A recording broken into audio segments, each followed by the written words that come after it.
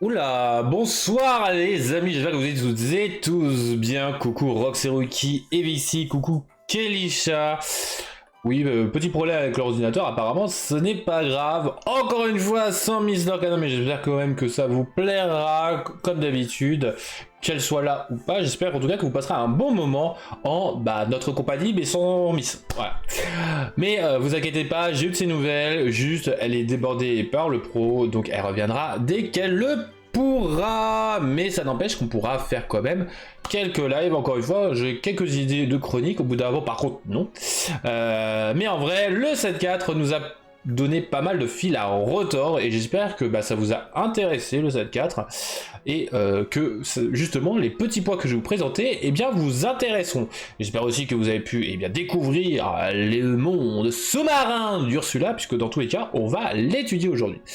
J'espère encore une fois que vous allez toutes et tous bien, que vous avez passé un bon week-end, une bonne Lorca Week, et on part directement les amis pour mes chroniques.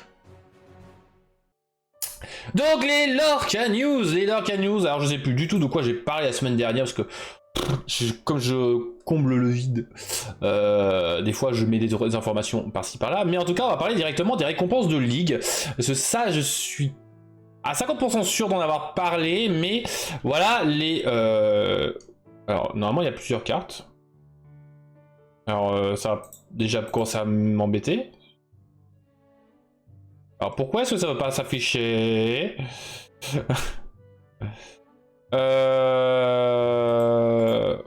Ok. Oh mais j'aime bien. Des petits problèmes comme ça, voilà. Bon, en gros, on a 4 cartes normalement de récompense de ligue. Pourquoi est-ce que je n'ai pas les 4 Je n'en sais rien. Mais c'est pas grave, c'est les aléas. Hein, c'est... Bon, je suis en train d'essayer de voir si je peux le retrouver. La récompense a été revue à la baisse. Il n'y a plus qu'une carte. Ouais, c'est ça, c'est exactement ça, Kesha. Bon, bah tant pis. Mais je crois que je vous en ai déjà parlé. Il y a le repère d'Ursula en violet. Il y a le Mickey jaune pour le soutien. Il y a la Mulan rouge. C'est pas grave, vous n'avez pas les artworks, mais c'est pas grave. La Mulan rouge qui s'inflige des dommages, qui coûte 1 dans Ruby. Et vous avez le bâton de verre qui rend ancrable les objets, enfin les cartes non ancrables. Hop, on passe. Par contre, on a raté un truc, les amis, puisqu'en effet, pour ceux qui me suivent sur les réseaux sociaux, j'ai découvert qu'on avait raté un truc pendant un an. Puisqu'en effet nous savions qu'Ursula a préparé un mauvais coup, puisque dans le set 1 nous avions la carte d'Ursula assoiffée de pouvoir, et dans son texte c'était la première règle de la méchanceté. Si tu dois devenir diabolique, fais-le avec style. Et donc c'était en effet la première méchante qu'on devait affronter, et on a d'autres règles de méchanceté qui existent déjà. On a la 4ème, la 6ème, la 12ème, la 13ème si je dis pas de bêtises. On en a d'autres, peut-être que j'en ai oublié, mais en tout cas voilà, ça nous donnerait potentiellement un ordre de passage au niveau des méchants qui vont essayer de foutre le sbeul, tout simplement. Et on n'a toujours pas la deuxième règle de méchanceté, donc à voir. Est-ce que justement ils vont nous faire le même coup, c'est-à-dire que la deuxième règle de la méchanceté tombera dans le 7-5, et donc le 7-8 ça sera justement le 7 sur le méchant en l'occurrence. Certains pensent que ça sera le Hades, d'autres comme moi pensent que c'est le Jafar, peut-être que ça se trouve en fin de compte c'est Maléfique. Non, Maléfique je crois que c'est la 9ème règle de la méchanceté. Mais voilà. Bon, sinon, mis à part ça, je pense que vous avez toutes et tous vu, j'y arrivé, la quête des Illuminateurs. Oui, ou un Evil Mickey, c'est possible, en vrai. La quête des Illuminateurs, qu'est-ce que c'est, Kezako? Eh bien, tout simplement, vous allez jouer en coop, vous allez jouer entre amis contre, donc, Ursula. Ursula, voici le plateau, le playmat que vous aurez pour jouer Ursula. Vous avez donc à ce niveau-là, donc 1, 2, 3, 4, 5 zones. Vous avez tout d'abord la défausse, vous avez ensuite le deck, scénario, puisque ce sont les fameuses cartes avec un fond, enfin un dos doré. Vous ne pouvez pas jouer lors d'un match officiel. Vous avez aussi une zone pour la main. On la piochera, et bien voilà, vous la mettrez directement là. Vous aurez une zone aussi Ursula pour tout simplement la Giant Card. Je sais pas si je l'ai là, normalement oui. Elle est là. Hop, la Giant Card Ursula, voilà, vous pouvez la mettre comme ça, vous savez que c'est Ursula que vous tapez. Et voici d'ailleurs le dos en question dont je parlais, doré.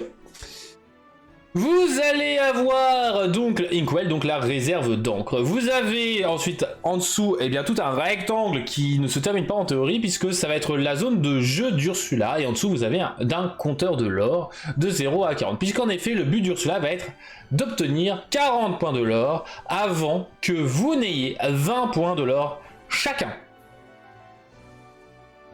Trop bien. Donc vous allez devoir eh bien, faire une course forcément contre Ursula mais aussi essayer de l'empêcher de nuire. Alors je vais vous expliquer juste après comment se passe le tour d'Ursula, mais précisons que selon le nombre de joueurs, donc en solo, en duo, en trio ou en quatuor, eh bien il ne se passera pas la même chose du point de vue de Ursula. En effet la main de départ déjà ne... Enfin, la pioche ne sera pas du même nombre sur le...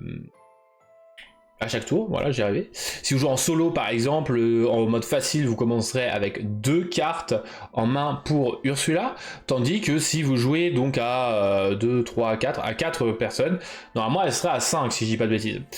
Mais ce n'est pas ça que ça la différence, c'est qu'en plus de cela, quand elle passera certains caps de l'or, eh bien elle augmentera son nombre de cartes en main lorsqu'elle piochera. Et tout simplement, ça sera donc soit les seuils 10 et 30. Si je dis pas de bêtises, c'est quand vous jouez en solo et en trio. Et quand vous jouez à 2 ou à 4, eh bien c'est uniquement quand elle passera à 20. Voilà. Bon, mis à part ça, ça c'est marqué dans le document, ça vous inquiétez pas, c'est la mise en place. Mais ce qui est important, c'est comment ça se passe au niveau du tour de Ursula. Ursula, elle va avoir une carte que je vous présenterai plus tard, qui entrera déjà en jeu. Point, c'est un objet. Ensuite, vous faites le tour d'Ursula. Puis vous ferez votre tour commun à toutes et à tous. Puis le tour d'Ursula, etc.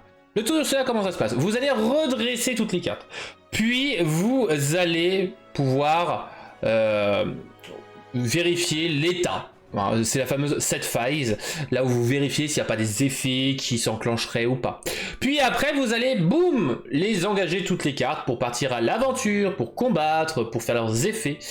Cependant, précisons que les personnages ne frapperont pas, ne défieront pas, ils défieront uniquement s'ils ont combattant. Sinon, ils partiront à l'aventure.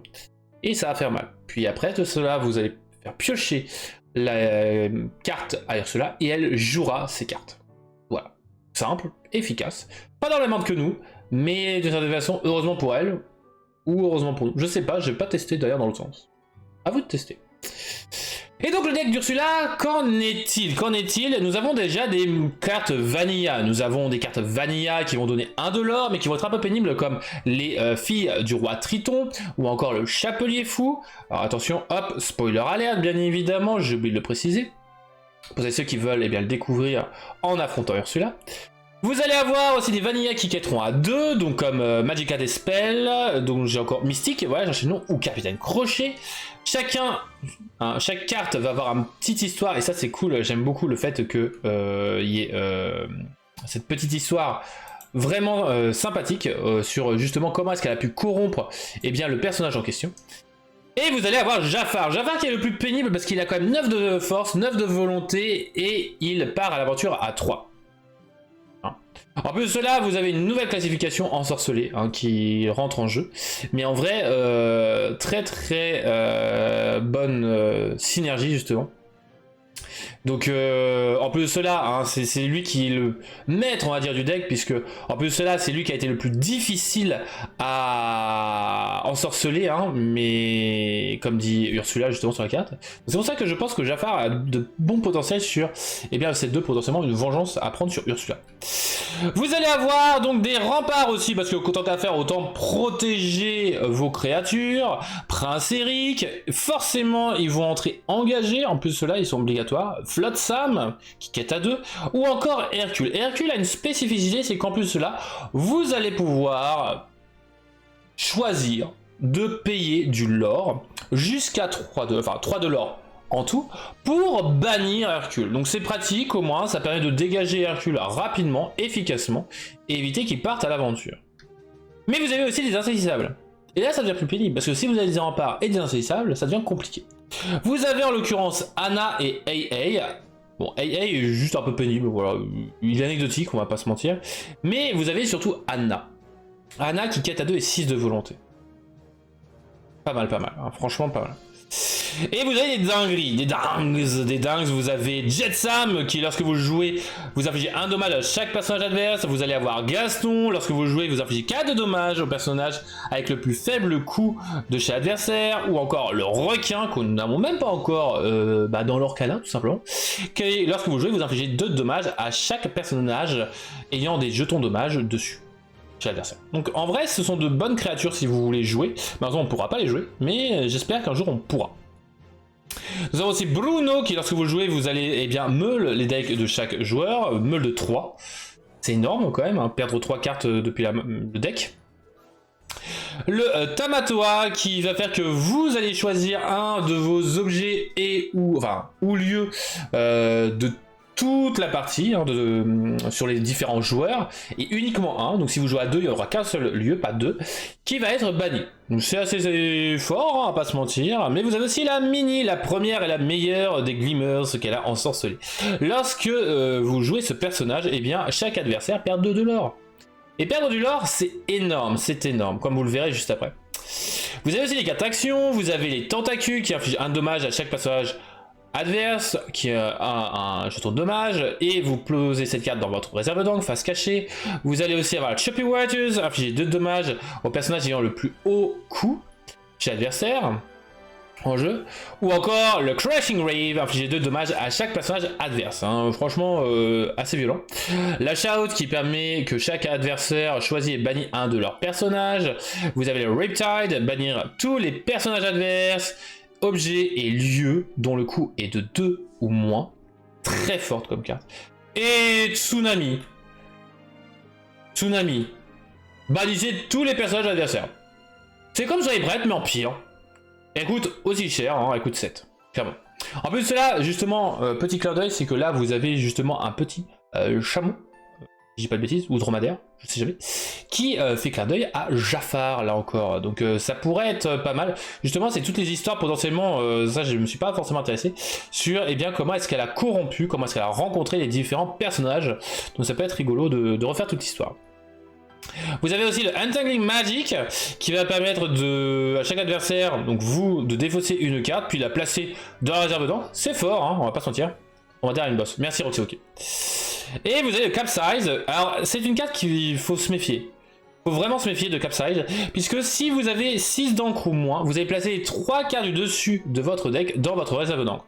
Et si Ursula en a au moins 7, dans ces cas, chaque adversaire choisit et bannit un de ses personnages. Comme vous allez la jouer qu'à partir du moment où vous avez que 3 d'encre, et bien en gros vous allez passer à 6 directement avec Capsize. Donc c'est très fort cette carte là, et ça va accélérer, il faut espérer, clairement. Et merci Chat du Follet de rejoindre la communauté des Glimmers. J'espère que tu vas bien. Capsize qui est une carte qui, si vous l'avez dès le début à l'affronter, souvent vous allez perdre. Malheureusement, Capsize c'est une carte qui va accélérer énormément le deck de Ursula. Et faut faire attention. Vous avez aussi Whirlpool, vous allez épuiser chaque personnage adverse et ils ne pourront pas être redressés au début de leur prochain tour. Typhon qui permet de renvoyer tous les personnages épuisés dans la main de leur propriétaire. Ou Lightning Storm, chaque adversaire perd 3 de l'or. Très fort, très fort.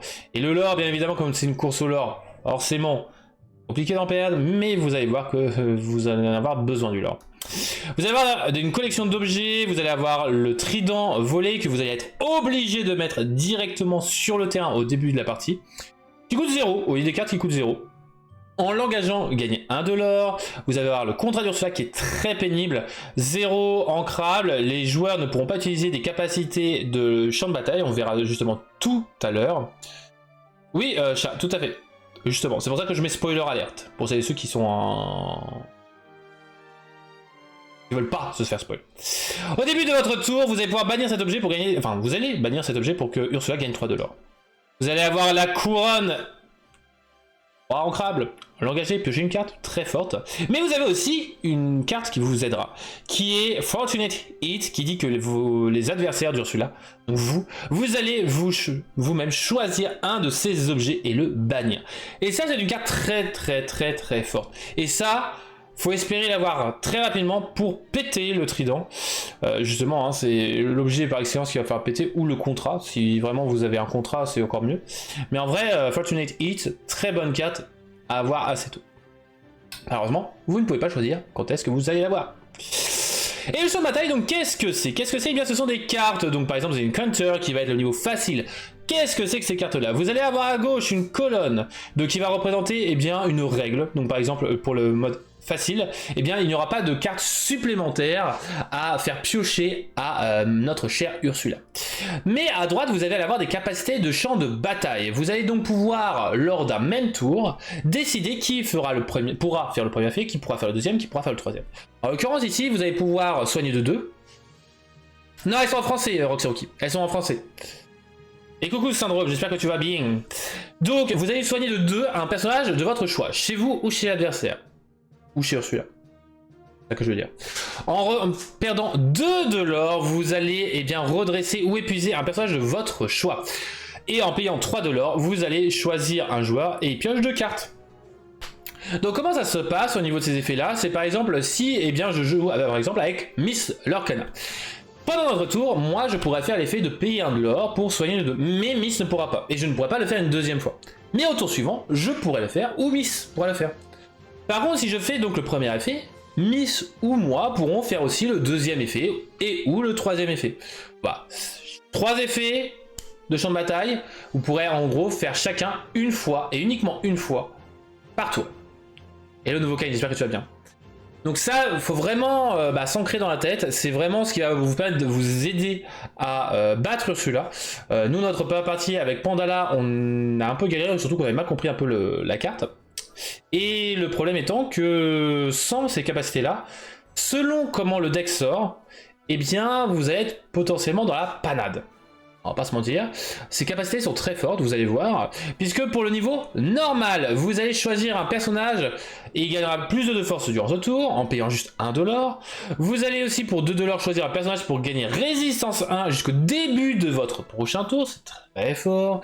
Et aussi pour 3 de l'or, chaque joueur, excepté Ursula, pioche une carte. Et ça c'est très bon pour piocher une carte à tout le monde, c'est très bon hein, parce qu'il va falloir accélérer le deck au maximum. Le niveau difficile, Ursula, ah oui d'ailleurs j'ai oublié de préciser qu'il n'y a pas de capacité à Ursula au niveau de sa pioche, c'est à dire que vous avez pu faire piocher normalement en plus une carte à Ursula quand elle passera certains seuils. Pour le repère d'Ursula, donc le niveau difficile, donc en gros c'est que justement plus vous avancez dans la difficulté, plus vous avez un artwork qui va vous permettre de vous rapprocher les joueurs, hein, les illumineurs et les illumineuses vers Ursula pour la confronter. Vous allez avoir le niveau difficulté, et bien Ursula va piocher une carte supplémentaire à chaque tour. Donc c'est à dire que si la règle vous dit que c'est 3 cartes, et bien elle en piochera 4. Point. Dès qu'elle passera le seuil, bam, elle n'en piochera pas 4, donc elle piochera 5, etc., etc. Les capacités de champ de bataille, quelles sont-elles? Eh bien, en payant 1 de l'or, vous allez pouvoir infliger un dommage à un personnage de votre choix. En payant 2 de l'or, vous allez pouvoir redresser un personnage de votre choix, il pourra partir à l'aventure, il pourra défier, il pourra faire ce qu'il veut. Et en payant 3, eh bien, chaque joueur, excepté Ursula, pourra placer la carte du dessus de son deck dans sa réserve d'encre, pas se cacher et épuiser. Donc celui-là on l'a pas testé avec Pandala, franchement on s'est dit bah en vrai vu qu'on a fait un niveau en mode plus difficile alors que c'était le niveau facile, en gros c'était un niveau peut-être un peu plus difficile que d'ailleurs que normal. Je pense qu'il se rapproche un peu du niveau difficile d'ailleurs. Et bien on s'est dit finger in the nose, faisons le niveau extrême. On se fight contre la colère infinie. Je vous le déconseille, franchement pour celles et ceux qui ont réussi ou qui réussiront à battre Ursula en mode extrême, GG, gros GG. Pourquoi? Parce que vous n'aurez qu'une seule capacité de champ de bataille. En payant 2, vous allez faire défausser une carte aléatoire à Ursula. Là vous allez me dire, mais Triff, quand elle a des cartes en main, elle les joue. Alors quand elle les joue, je ne vais pas préciser, si elle peut payer son encre, elle la joue gratuitement. Donc c'est-à-dire que si elle a 3 d'encre et qu'elle joue une carte à 3, elle a encore ses 3 d'encre redressées, elle n'épuise pas son encre. Et si elle peut pas le payer, ça va dans sa réserve d'encre. Comme vous avez pu voir tout à l'heure, tout est ancrable. Mais c'est pas ça le problème. C'est pas parce que vous avez qu'une seule capacité. Non. Le problème, c'est la capacité d'Ursula. Tout Tout d'abord, comme pour le niveau difficile, elle va piocher une carte supplémentaire. Dire, ok, bon, si on a réussi le niveau difficile, pourquoi pas le niveau extrême, hein. Maintenant, je vous explique la difficulté du mode extrême. Lorsqu'un personnage d'Ursula est banni, donc via un défi, via effet, tout ce que vous voulez, il est banni. Dès qu'il est banni, envoyez-le dans cette carte dans la main d'Ursula. C'est-à-dire que si elle a 5 personnages, bram, soyez prête, vous allez faire le ménage, vous êtes content. Le problème, c'est que par l'effet du mode extrême, toutes ces cartes retournent, bon, sauf les objets. Et en plus de cela, qu'est-ce qui va se passer?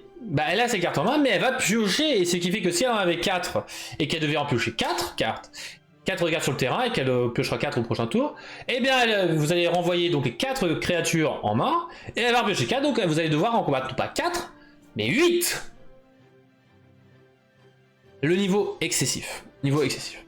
Bon, et là, attention, attention, attention. Alerte, alerte, alerte. Nous avons eu un leak, donc le leak de la fameuse carte du pack Lorcana Ursula, quête des illumineurs. Pour celles et ceux qui ne veulent pas se faire spoil, qui veulent garder donc le petit, hop, emballage scellé, le mois. Merde, et je l'ai ouvert. Ah, oui, j'ai ouvert. Je l'ai ouvert, parce que collection, et j'aime pas avoir des trucs sous. J'avoue. Je vais illustrer donc la carte, je vais en parler. Donc, si vous voulez pas vous faire spoil, revenez d'ici 2-3 minutes. Voilà. Je vous ai prévenu. Maintenant, le leak est vrai, puisqu'on a la moitié de la couronne d'Exasor, donc la moitié de la couronne d'Ursula. Donc, 6 non ancrables, c'est un objet violet que vous pourrez jouer dès à présent. Et pourtant, c'est une carte du 7-5, puisqu'on le voit marqué en dessous, qui sera en rareté. Rare a priori d'ailleurs, j'avais pas remarqué que c'était une rare, donc c'est cool d'avoir une rare, sympa. Et cet objet là va vous permettre de, en s'engageant et de payer 2 d'encre, de piocher une carte. C'est de la drop power. Mais en engageant cet objet, en payant 2 d'encre et en défaussant une carte, vous allez pouvoir choisir un personnage et l'épuiser. Est-ce que c'est un objet intéressant? Non, parce qu'il est trop cher et non ancrable, tout ça. Alors après, ça pourrait être intéressant si vous avez moyen de le redresser. Pour le moment, en tout cas, il n'est pas intéressant. Après, à voir au 7-5, si justement la moitié de la couronne d'Exasor aura un impact, un intérêt. Justement. Et ça, voilà.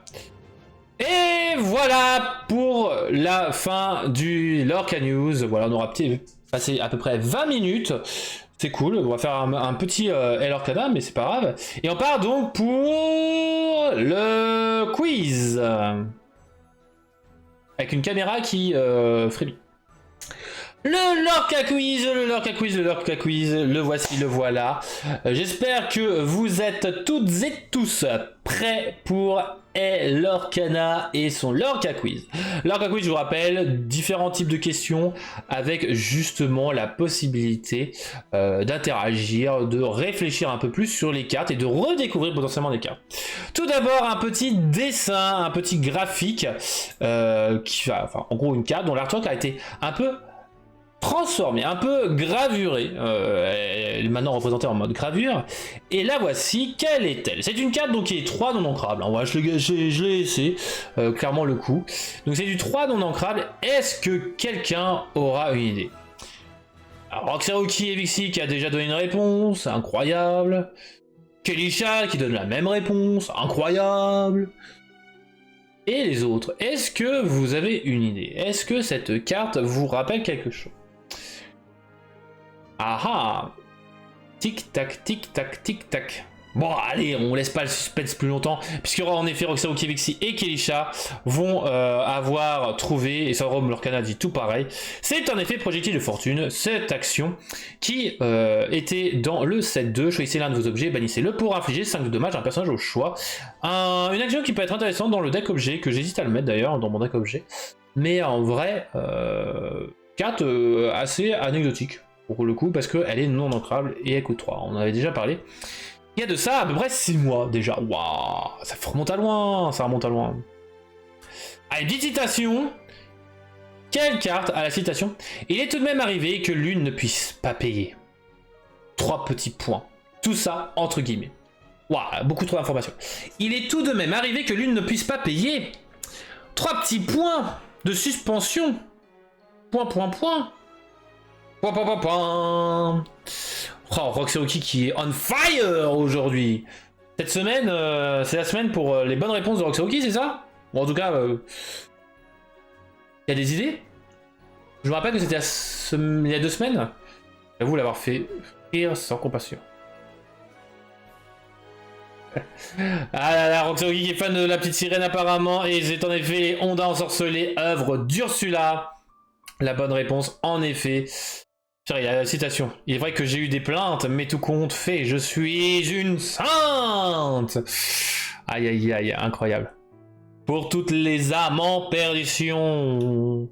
Allez, nouvelle carte, pixelisée cette fois-ci. Alors là, les pixels sont un peu plus gros. Est-ce que vous réussirez à retrouver cette carte? Cette carte-là, alors là, vous n'avez pas beaucoup d'informations, mis à part à peu près les couleurs, les zones, tout ça. Est-ce que vous aurez une idée? Keisha qui dit un avocat. Ah, c'est vrai que ça ressemble à un avocat. C'est pas faux. Syndrome qui dit morph. Bon, alors pour le moment, il n'y a qu'un seul morph, donc je présume que c'est le morph vert. Roxaoki Vexi qui dit Murphy. Alors là, Murphy, non, c'est pas ici. Donc le petit morph, a priori, Morphy, le petit nom donné par Roxaoki. Ok, ok, ça donne morph. Ah, est-ce que ce morph ressemblerait, donc une fois pixelisé, à un avocat?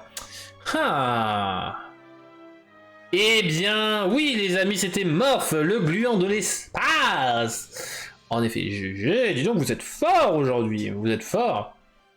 On va faire qu'une demi-heure de alors canal, ça continue, hein, si vous êtes aussi fort. Allez, nouvelle citation. Vous vous rendez dans les terres d'encre. Revenez me voir si vous avez besoin d'être remis sur pied. Quelle carte a cette citation? Ah ah. Vous vous rendez dans les terres d'encre. Revenez me voir si vous avez besoin d'être remis sur pied. Ah là là, carte jaune ça. Ah bah ça c'est du carte jaune, en effet, besoin d'être mis sur pied, tout ça c'est de carte jaune. Et en effet, Keisha, Roxaoki, tout ça, purée, mais vous êtes fort, j'ai mis que des cartes simples. C'est en effet Amadou Gentil le docteur, incroyable. C'est une dinguerie, une dinguerie. Donc 4, carte 4 ancrable, j'ai arrivé. 1 de force, 5 de volonté, 4 à 2 et rempart. Storyborn allié. Carte que des fois jouée, je suis surpris de le voir des fois. C'est vrai qu'il a 5 de volonté en rempart, c'est quand même bon, hein, franchement. Il se fait pas massacrer la figure par Kansuna sur Zeus. Malheureusement, il coûte 4 et 4 à 2, donc bon. Is ok quoi, c'est pas transcendant, mais en tout cas c'est ancrable, c'est un rempart, c'est sympa, c'est sympa, c'est sympa. Allez. Dernière carte pixelisée, et cette fois-ci en mosaïque. Quelle est cette carte? Oh! Quelle est cette carte? Il y a du jaune, du jaune, du jaune. Ça ressemblerait presque à un jaune d'œuf.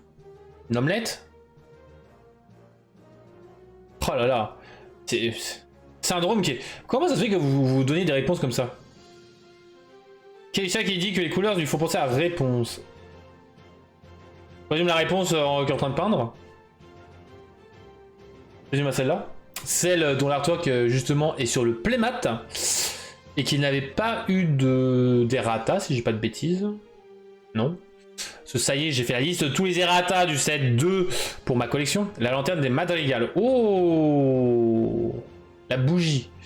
Je sais plus comment on appelle ça d'ailleurs. J'ai le nom en anglais, mais j'ai plus le nom en français. La bougie.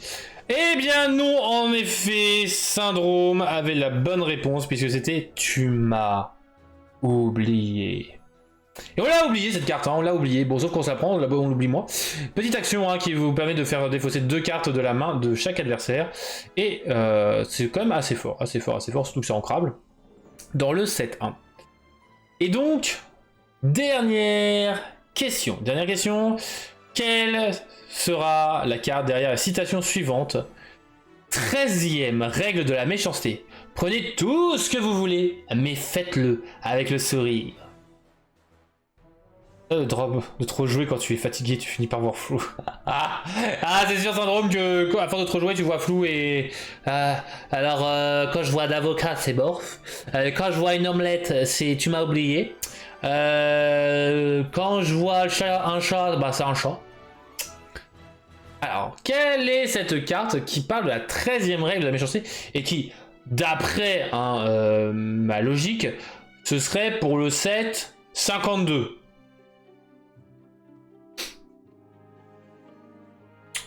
Vous imaginez très bien que le set 52, on risque de ne pas le voir devenir de suite. Kelisha qui donne Médusa comme réponse. Ah, Médusa. Est-ce que Médusa, il y a une règle de méchanceté? Ah ah, une bonne question ça. Une très bonne question, merci de l'avoir posée. Aïe aïe aïe. Quelle est la carte qui donne la 13e règle de la méchanceté? Ouh, méchant. Reine de cœur. Ce n'est ni Médusa ni la reine de cœur. Ah, plus compliqué. Et en effet, Médusa ne donne pas de règle de la méchanceté. Ah, c'est-à-dire un peu plus compliqué, hein. Il va falloir trouver un peu mieux. Enfin, la reine de cœur donne une règle de méchanceté, j'ai du caca, mais c'est pas celle-là en tout cas. C'est pas cette règle de méchanceté. La règle de méchanceté de la reine de cœur, c'est tout faire pour avoir une tête d'avance. Ah oui, non mais clairement, Kelisha, hein, c'est 7,52, ça va. 7,52. Et donc, la reine de cœur, boum, boum, boum, c'est la 4e règle de méchanceté. Donc, bientôt, hein, dans 4 ans. Mystique n'a pas de règle de méchanceté, syndrome. Roxaruki donne Cruella. Cruella n'a pas de règle de méchanceté. Ben, dites donc. Va falloir trouver des méchants un peu plus oseftières, quand même, les amis. Nous avons un méchant, quand même. Hein. Alors, nous avons en règle de méchanceté la 9e, je vous rappelle, avec Maléfique Dragon Monstrueux. Si toutes les ruses ont échoué jusque-là, transforme-toi en dragon. Shere Khan a une règle de la méchanceté, en effet, puisque garder l'esprit acéré et les griffes encore plus. C'est la règle numéro 6 donnée par Shere Khan. Ce qui sera dans 5 ans. On a le temps de voir venir. Aïe aïe aïe. En vrai, j'ai hâte, parce que vraiment, Shere Khan, ça pourrait être pas mal à affronter. J'imagine que Shere Khan, ce sera que des créatures animales qui seront un peu à des loups, etc. quoi. Scar, nous n'avons pas de règle de méchanceté de Scar. Ça aussi, ce serait pas mal. Je pense que j'en connais une, hein, coucou à Tyris, qui serait ravie d'affronter Scar. Ratigan non plus n'a pas de règle de méchanceté. Ah là là là là là. Il vous en manque 2 personnages qui ont des règles de méchanceté, pourtant c'est dommage. Alors nous en avons une autre règle qui est... Si tu n'as pas de trône, prends-en. Qui sera la 12e règle de méchanceté, donc dans 11 ans, on aura ce personnage. Qui est Madame Médusa. Ah là là, Madame Médusa. Madame de Tremaine, toi, Madame de Médusa. Madame de Tremaine. J'étais perturbé par la Médusa de Kelisha. Aïe aïe aïe. Pas d'idée sur la 13e règle. Aïe aïe aïe. Allez, je vais vous donner des indications. Il a 2 de force, ce personnage. Ce n'est pas Jafar. Jafar n'a pas de règle de méchanceté. C'est pour cela que pour le moment, je considère que c'est une possibilité que ce soit la 2e règle de la méchanceté. Et il y a Jafar. Ça peut être Hadès, hein, je ne dis pas le contraire. Mais en vrai, pourquoi pas. Mais je trouve que Jafar est moins patient que Hadès. Donc c'est pour ça que je pense que Hadès sera un peu plus tard. Sachant que peut-être qu'il va attendre quelques années, quoi. Hein, clin d'œil. De force, c'est Polochon. Et c'était en effet Polochon qui donne la 13e règle de la méchanceté Kelisha. Non, pas du tout. Ce n'est pas Gaston qui n'a pas de règle de méchanceté, non. 4 de volonté, ce petit personnage. Personnage officiellement corrompu, hein, d'ailleurs, je tiens à faire remarquer. Prenez tout ce que vous voulez, mais faites-le avec le sourire. Il part à l'aventure à 1, il coûte 4, il est non ancrable. Aïe aïe aïe, quel est ce personnage? Ah là là, j'ai réussi à vous bloquer, hein. Hé hé hé. Autant. Quel est ce personnage?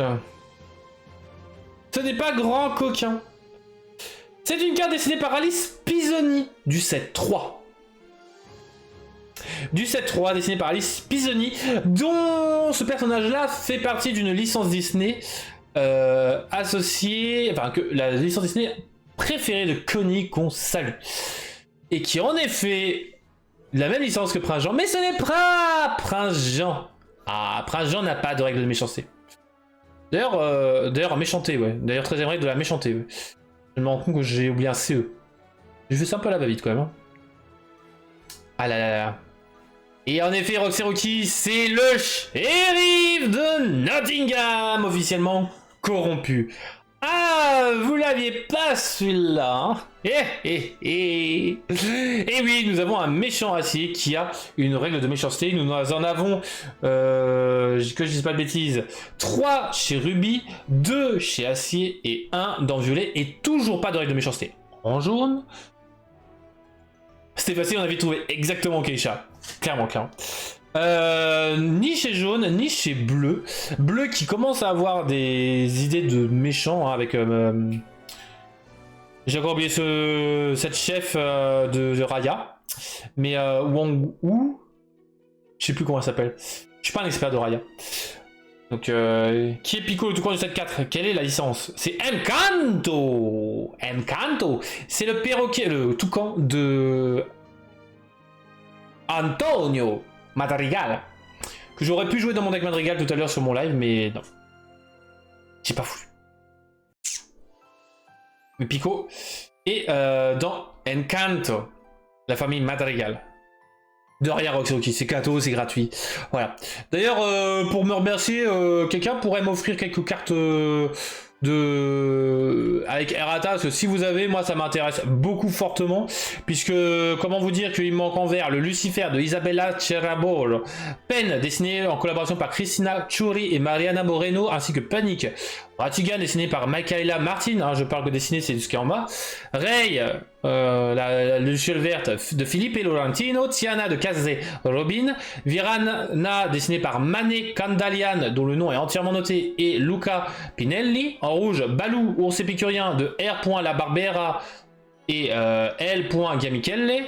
Le Tigrou, lui aussi un errata. J'espère que Miss, hein, on salue encore une fois, là en errata, de Gaylord / Gamikelle.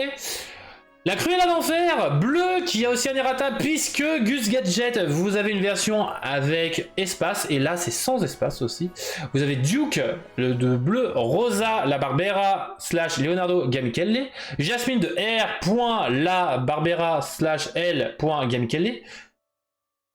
Non, je sais pas, non, je suis en train de la faire, plus ou moins, je fais mes binders. Ils sont là-bas, mes binders, et je vais me faire un binder spécialement errata, parce que j'en ai trop. Il y en a beaucoup trop. Maître Hibou, qui a un errata de Agnès Christianson et Dangri, ça je sais quoi. Cendrillon Cœur-Vaillant a aussi une errata, enfin un erratum, voilà. Donc c'est super. Les errata, faut les chercher au fur et à mesure. Mais donc là, il y a les errata déjà du 7-4 que moi j'avais trouvé dès le premier jour. Un premier jour où je l'ai joué. Voilà. Mais le truc étant que donc c'est la Namari rouge qui a un errata, un erratum, j'y arrivé, puisque vous pouvez choisir un personnage pour infliger des dommages équivalents. Hein, c'est comme le Prince Eric, c'est vous pouvez choisir. Bref, on était perdu dans le lore quiz, puisque vous avez une question subsidiaire qui est question pour un pins. C'est pas pour un champion, c'est pour un pins.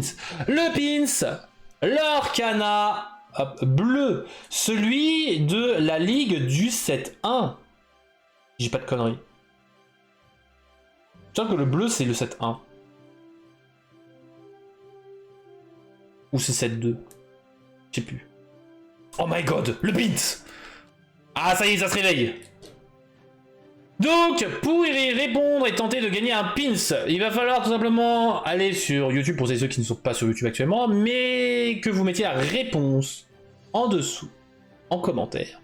Et comme ça, eh bien, vous aurez un tirage au sort la semaine prochaine pour gagner le pins. Comme dit Syndrome, oh my god, le pins. Oh. Et donc, la question pour un pins est... Tout à l'heure, je vous ai parlé de règles de méchanceté. Je vous ai déjà même listé toutes les règles de méchanceté. Quelle est celle qui a la plus basse valeur après celle d'Ursula dans les sets 1, 2 et 3? Je parle pas de set 4 parce que malheureusement le set 4, bah... Rest in peace, hein, l'application. Donc si j'ai pas toutes les cartes, je peux pas vous donner la réponse. Donc set 1, 2 et 3, uniquement ces sets là, pas le set 4 d'Ursula.